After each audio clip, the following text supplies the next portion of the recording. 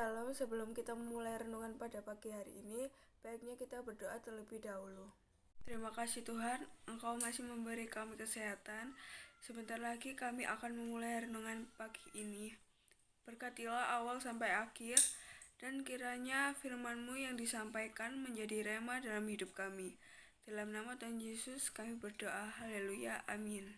Firman Tuhan pada pagi hari ini diambil dari Kejadian 37 ayat 1-11. Yusuf dan saudara-saudaranya. Adapun Yakub, ia diam di negeri penumpangannya, ayahnya, yakni di tanah Kanaan. Inilah riwayat keturunan Yakub. Yusuf tatkala berumur 17 tahun, jadi masih muda.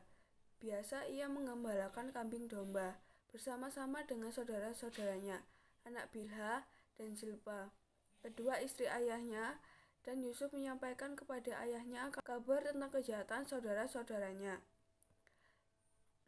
Israel lebih mengasihi Yusuf dari semua anaknya yang lain, sebab Yusuf itulah anaknya yang lahir pada masa tuanya, dan ia menyuruh membuat jubah yang maha indah bagi dia.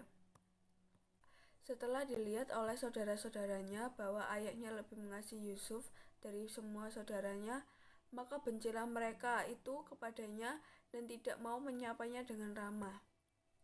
Pada suatu kali bermimpilah Yusuf, lalu mimpinya itu diceritakan kepada saudara-saudaranya. Sebab itulah mereka lebih dibenci lagi kepadanya. Karena katanya kepada mereka, coba dengarkan mimpi yang kumimpikan ini. Tampak kita sedang di ladang mengikat berkas-berkas gandum. Lalu bangkitlah berkasku dan berdiri tegak. Kemudian datanglah berkasmu sekalian mengelilingi dan sujud menyembah kepada berkasku itu.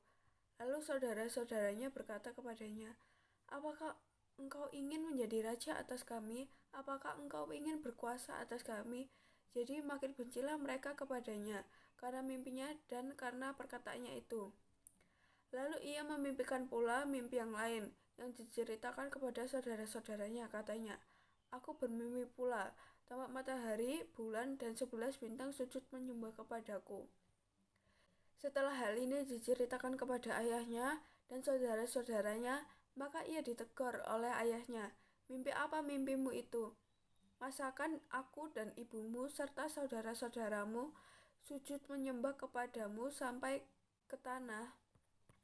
Maka iri hatilah saudara-saudaranya kepadanya, tetapi ayahnya menyimpan hal itu di dalam hatinya. Yang pertama, takut akan Tuhan. Sikap ini ditunjukkan Yusuf karena ketika ia menjadi budak di rumah Potifar, saat ia digoda oleh istri Potifar, dia segera meninggalkan istri Potifar. Ia berusaha untuk hidup kudus dan senantiasa menjaga kekudusannya di hadapan Tuhan. Hidup kudus dan berkenan di hadapan Allah menjadi kerinduan utama Yusuf di hidupnya. Yang kedua, mengasihi dan mengampuni.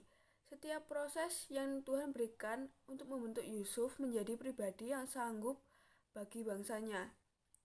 Yusuf tidak menyimpan kepahitan terhadap keluarganya, sekalipun ia dijual dan dijadikan budak oleh saudara-saudaranya.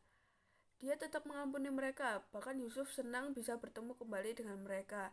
Dia juga mengasihi bangsanya sehingga dia berusaha menolong mereka untuk keluar dari bencana kelaparan yang sedang terjadi pada saat itu. Yang ketiga, mengandalkan Tuhan. Setiap hal yang Yusuf lakukan dengan senantiasa mengutamakan Tuhan, sehingga Tuhan berkaya dengan membuat Yusuf berhasil dalam setiap hal yang dikerjakannya. Tuhan menjadi satu-satunya pribadi yang selalu hadir di dalam hidup Yusuf. Setelah dia dijual ke Mesir, hubungan Yusuf dan Tuhan semakin intim, sehingga memampukannya berserah kepada Tuhan dalam menjalani hari lepas hari. Bahkan, Yusuf difitnah dan dimasukkan ke dalam penjara karena dituduh melakukan hal yang tidak senonoh kepada istri majikannya. Ketidakadilan ini diterima oleh Yusuf, dan Tuhan memberkati Yusuf sehingga dia di penjara pun menjadi kesayangan. Sekian dari saya, mari kita tutup renungan pada pagi hari ini. Terima kasih Tuhan atas renungan pada pagi hari ini. Kiranya firman-Mu bisa menjadi berkat di dalam hidup kami.